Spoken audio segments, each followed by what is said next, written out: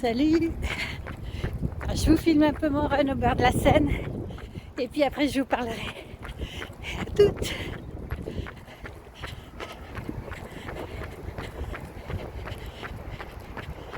Par ce beau temps, voilà Rimbaud se mêle devant.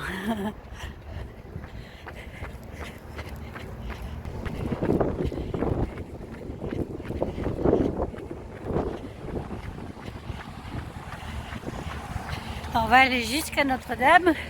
On va voir comment c'est aujourd'hui. Toujours inaccessible évidemment. C'est quand? C'est dans 2 jours la réouverture.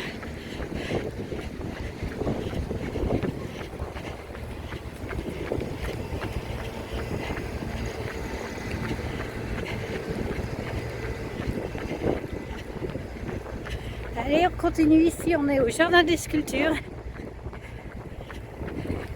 dans le 5e arrondissement. Et là, c'est le bout de l'île Saint-Louis.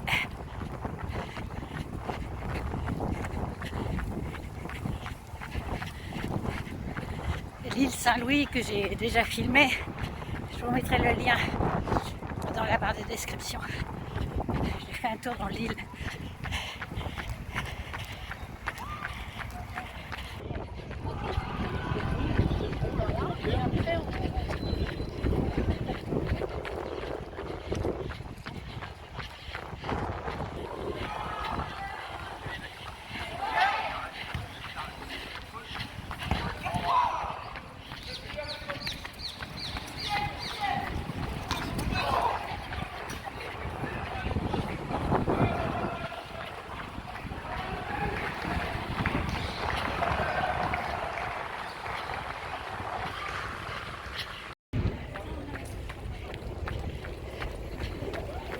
En photo, tu vois une... Ah, c'est gentil, ouais, je veux bien.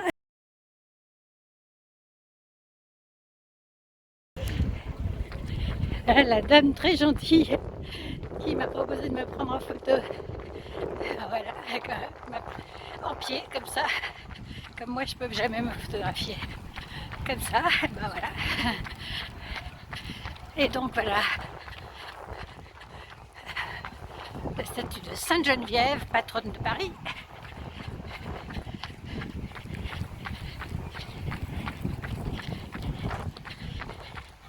Et derrière, nous arrivons à Notre-Dame.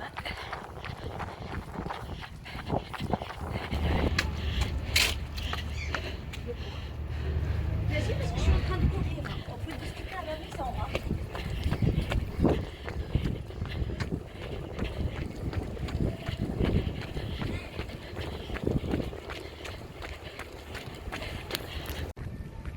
Ah bah voilà le retour des barrières pour l'ouverture de Notre-Dame.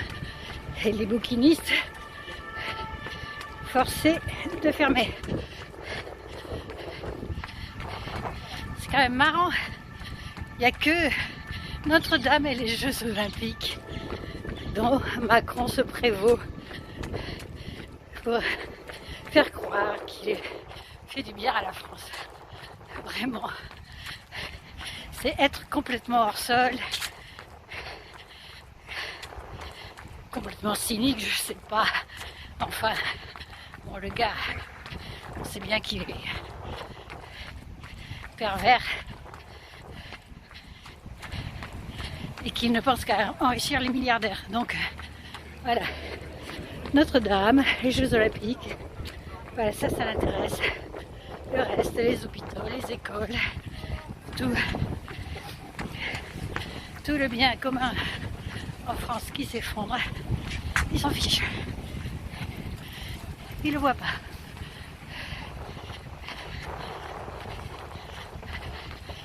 Il y en a des barrières, bien à l'avance.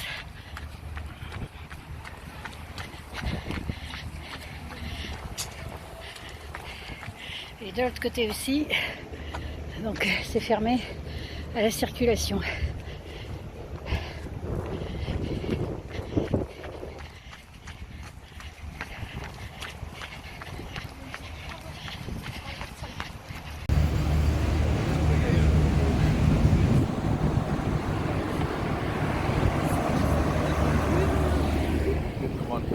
Bon, toujours inaccessible, bien sûr. Ça c'est normal. Donc tout n'est pas terminé. Mais bon, ce truc de barrière, c'est tellement symbolique de l'action des gouvernements là. Là, bon, là, ça va durer que 3-4 jours, j'imagine. Mais pour les Jeux Olympiques, ça a été quasiment tout l'été. Et ce sont les deux trucs dont ils se prévalent le plus. Voilà, parce que ça flatte leur ego. Et tant pis pour les problèmes que ça peut causer à la population.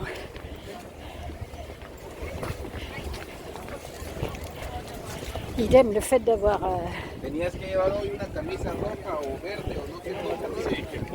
remis du plomb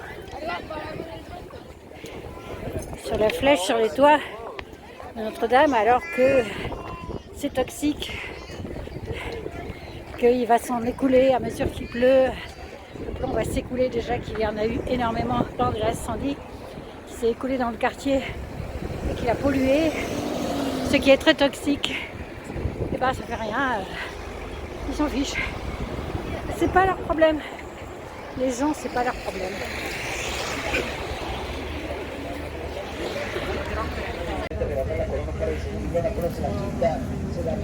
On voit la structure qu'ils ont installée pour la célébration de la réouverture, j'imagine.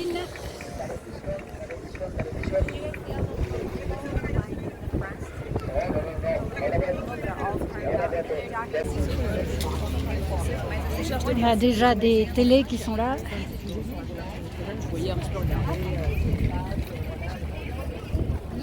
Non, arrête.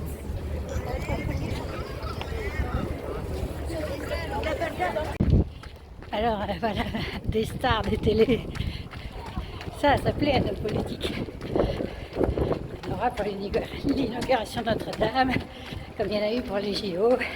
Là, ça flatte leur ego. Ils sont contents. Surtout Macron.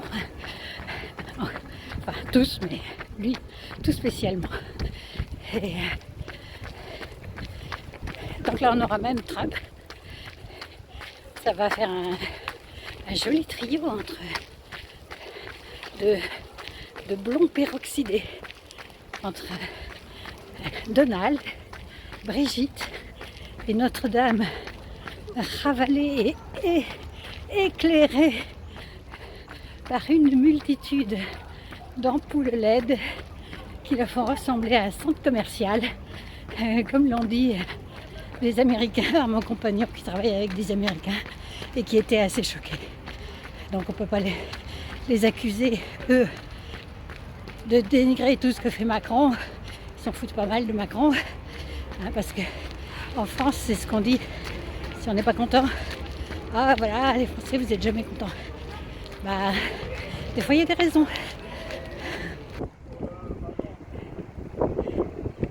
Je pense que nous n'avons pas besoin de stratégie de communication, ni du renfort de stars, ni de rien d'emprunter au système du monde tel qu'il ne va pas. Nous voulons toucher beaucoup de personnes, mais par le profond de notre être et de notre parole, par la vérité de notre amour et de notre démarche.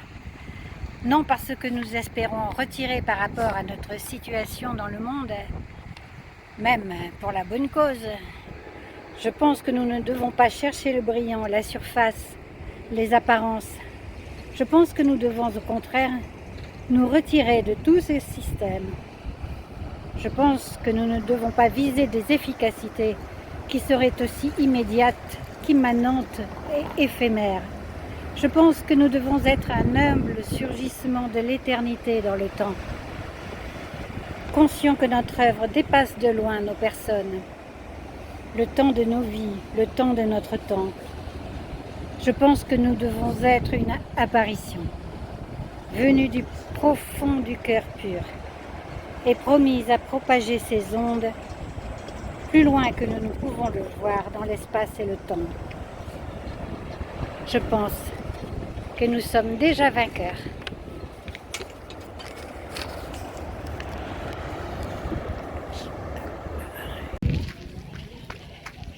Alors là, je vous ai lu un petit passage de mon livre Voyage qui est inédit.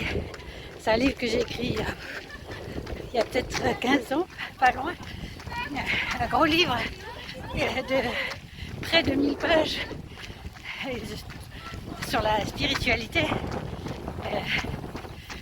notamment la Bible et le Coran. Alors il y a des choses que j'ai écrites dans ce livre et que j'écrirai plus aujourd'hui, mais ce sont, disons, des opinions. Et les opinions, c'est pas grave, on peut en changer. C'est même bien d'en changer, ça prouve quand, voilà, qu'on est vivant, qu'on est mobile, qu'on reste pas coincé sur ses positions, parce que le monde change aussi. Et voilà, tout change, donc notre pensée, elle doit évoluer aussi. L'important, c'est que nos valeurs, on les garde. Voilà. Allez, salut, à plus.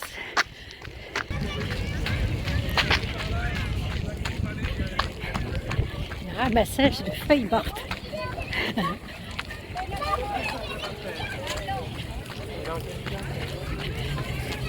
Par des mini gilets jaunes.